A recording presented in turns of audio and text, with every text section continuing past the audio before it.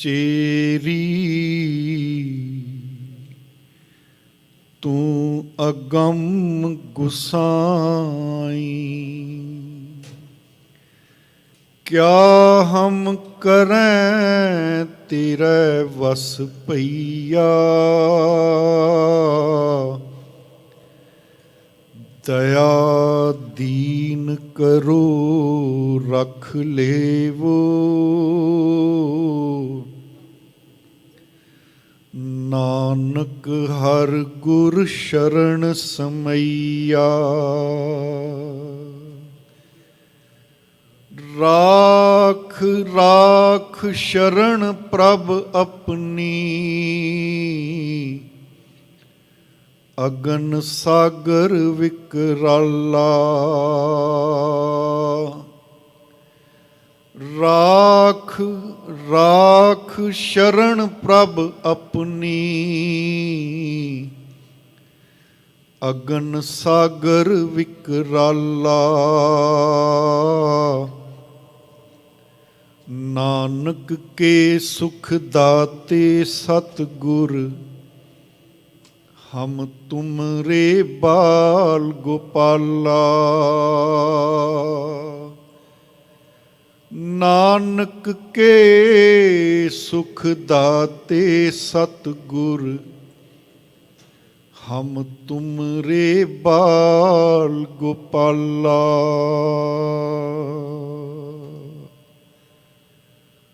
धन धन समर्थ गुरुदेव, चवर तखत छतर दे मालक, निमाणिਆਂ ਦੇ ਮਾਣ सतगुरु, ਰਹਿਮਤਾਂ ਦੇ ਦਾਤੇ, जुगो जुग अटल हाजरा हजूर। प्रतख सतगुरु साहिब श्री गुरु ग्रंथ साहिब सच्चे पातशाह जी दे पावन पवित्र चरना कमलों विखे जुड़ बैठे ਅਤੇ ਆਪਣੇ ਅਸਥਾਨਾਂ 'ਤੇ ਬੈਠ ਕੇ ਗੁਰੂ ਜਸ ਸਰਵਣ ਕਰ ਰਹੇ ਗੁਰਮੁਖ ਪਿਆਰੇ ਸਤ ਸੰਗੀ ਜਨੋ, ਸਤਿਗੁਰੂ ਮਹਾਰਾਜ ਜੀ ਦੇ ਚਰਨਾਂ ਨਾਲ ਆਓ ਆਪਣੇ ਮਨ ਚਿੱਤ ਨੂੰ ਥੋੜ੍ਹਾ ਜਿਹਾ ਹੋਰ ਜੋੜ ਕੇ ਗੁਰੂ ਚਰਨਾਂ ਦਾ ਸਨੇਹ ਪਿਆਰ ਹਿਰਦੇ ਅੰਦਰ ਟਿਕਾ ਕੇ ਕੁਝ ਸਮਾਂ ਵਿਚਾਰਾਂ ਸਰਵਣ ਕਰਨ ਦੀ ਕਿਰਪਾਲਤਾ ਕਰੋ। ਦਾਸਰੇ ਨੂੰ ਅਸੀਸਾਂ ਬਖਸ਼ਦੇ ਹੋਏ ਫਤਿਹ ਪ੍ਰਵਾਨ ਕਰੋ ਜੀ। ਵਾਹਿਗੁਰੂ ਜੀ ਕਾ ਖਾਲਸਾ, ਵਾਹਿਗੁਰੂ ਜੀ ਕੀ ਫਤਿਹ।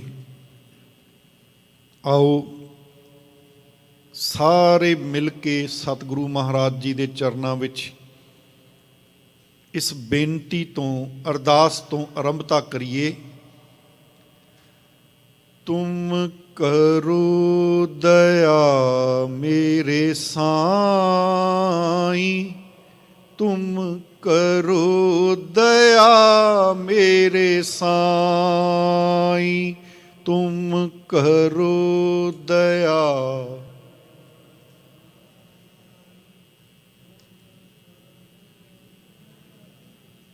सारी कृपा करो। तुम करो दया मेरे साईं, तुम करो दया मेरे साईं, तुम करो दया।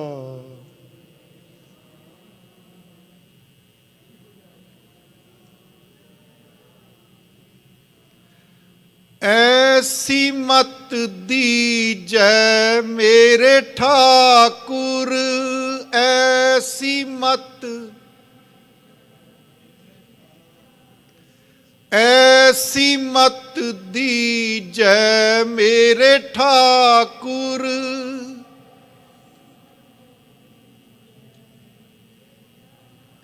सदा सदा तुद ध्याई, सदा सदा